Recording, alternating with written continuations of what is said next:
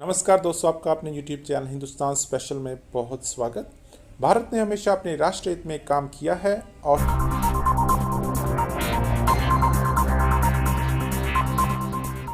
हमेशा अपने राष्ट्र हित का सोचा है। आज की वीडियो में कमर चीमा और अमजद शोएब ने ये बताया है कि अमेरिका के प्रेशर के बावजूद भारत ने वहीं से वेपन्स लिए जिसमें उसका राष्ट्र हित था।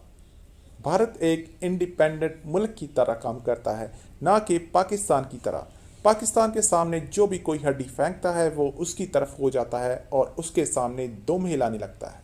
तो चलिए दोस्तों, आज की वीडियो की तरफ चलते हैं। Thank you very much. अगर इस तमाम सूरत हाल को मद्देनज़र रखें तो ये जो लद्दाख में हुआ है स्पेसिफिकली, क्या इसे किसी तरह लिंक किया जा सकता है कि अमेरिका का टिल्ट भारत की जानिब ज़्यादा है? मेरा अपना अंदाजा है कि जो बार बार इंडिया ने सी पैक के ऊपर जितना भी एतराजात उठाए और अभी डैम के ऊपर भी उन्होंने कहा जी चाइनीज से प्रोटेस्ट किया कि हमारी सॉवरेनिटी वायलेट हो रही है, ये वो इशू है जहां चाइना ये समझता है कि मोदी एक ऐसा हुक्मरान आ गया जो यकतरफा खुद ब खुद कदम उठाता जा रहा है। अफगानिस्तान में हमारी मदद से अमरीकी वहां पे गए, हमारी मदद से अलकायदा को इन्होंने खत्म किया, लेकिन फायदा सारा भारत को दिया क्योंकि भारत वहां पे उनके नाक के नीचे बैठ के पाकिस्तान के खिलाफ जो करना चाहता था करता रहा।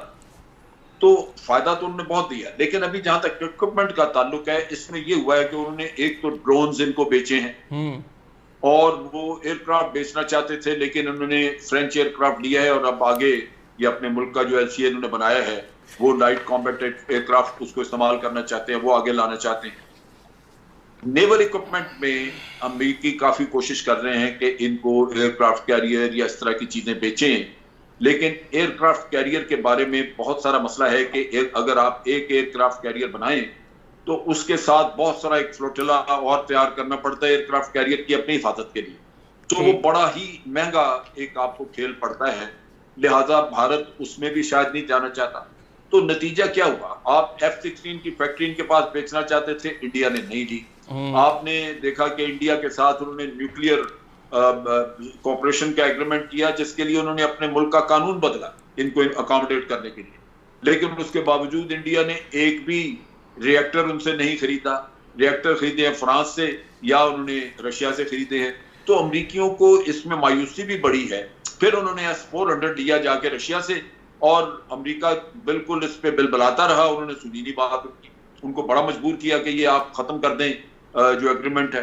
तो ये जो चीजें हैं, इंडिया की डिफाइंस, इंडिया की एक इंडिपेंडेंट अपनी अप्रोच मिलिट्री इक्विपमेंट के लिए, ये अमेरिका को समझ लग गई है और अमेरिका के पास थिंक टैंक्स जो है वो गवर्नमेंट को सजेस्ट कर रहे हैं कि इंडिया आबादी के या रिसोर्सेज के लिहाज से एक बहुत बड़ा मुल्क है, उसको अपनी प्रॉक्सी बनाना इतना आसान नहीं है, आप नहीं कर सकेंगे। अमेरिका अपने तौर पे उनको पॉलिटिकल सपोर्ट देता रहेगा जो उनके लिए बड़ी वाइटल है।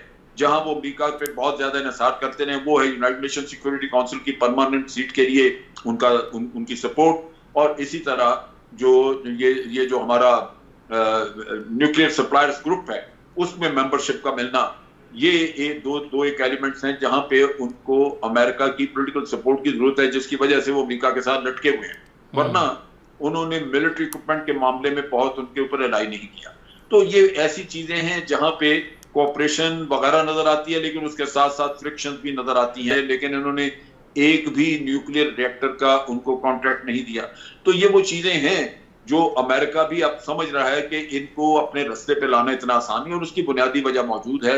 इंडिया समझता है कि अमेरिका उसको चाइना के खिलाफ खड़ा करना चाहता है, लेकिन इंडिया को यह भी अंदाजा है कि उसके बॉर्डर्स जो कॉमन है चाइना के साथ, ये यहाँ पे इकोनॉमिक डेवलपमेंट का किस्सा जारी रखेंगे और एक दूसरे पे डिपेंडेंस रहेगी, उससे दोनों को जंग से थोड़ा दूर रहना पड़ेगा। लेकिन इस मामले ये जो मामला खड़ा हुआ है, इसकी ज्यादातर वो कह रहे हैं इसके पीछे सियासी पहलू जो हैं VP मलिक साहब कह रहे हैं कि सियासी वजूहात हैं जिसके बायस ये मामला हुआ है। लेकिन वो कह रहे हैं कि चाइना को ये बात जरूर खटकती है कि ये जो तामीरात हम कर रहे हैं, जो कि पहले से हमने 2012 में शुरू की थी, वो कहीं ना कहीं हमने मुकम्मल जरूर करनी है और 2022 तक का टारगेट है उनका कि तकरीबन 66 के करीब उन्होंने जो है काउंटिंग की हुई है कि रोड्स और इंफ्रास्ट्रक्चर उन्होंने डेवलप करना है। तो आप क्या देखते हैं कि ये मामला आने वाले दिनों में मजीद बढ़ने जा रहा है?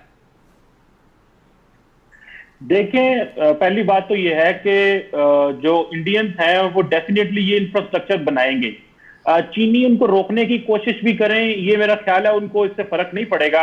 हालांकि दोनों का बॉर्डर के ऊपर कुछ 2600-2700 किलोमीटर का बॉर्डर है और मामलात बड़ी दफा खराब हुए हैं, लेकिन जिसे आप लाइन ऑफ एक्चुअल कंट्रोल कहते हैं, इंडियंस का ये मौकफ है कि एलओसी के ऊपर तो हमारी लड़ाइयां रहती हैं पाकिस्तान के साथ, लेकिन कभी जो एलएसी है, जो लाइन ऑफ एक्चुअल कंट्रोल है, उसके ऊपर कभी गोली भी नहीं चली। सो मामलात जो है वो नॉर्मल रहेंगे, ये इंडियन पर्सपेक्टिव है। लेकिन मैं देख रहा था कि इंडियन जनरल है डीएस हुडा, वो कह रहे थे कि there was an element of coercion. It means कि जो चीनियों ने किया है भारतीय फौज के साथ, उसमें कोर्जन थी।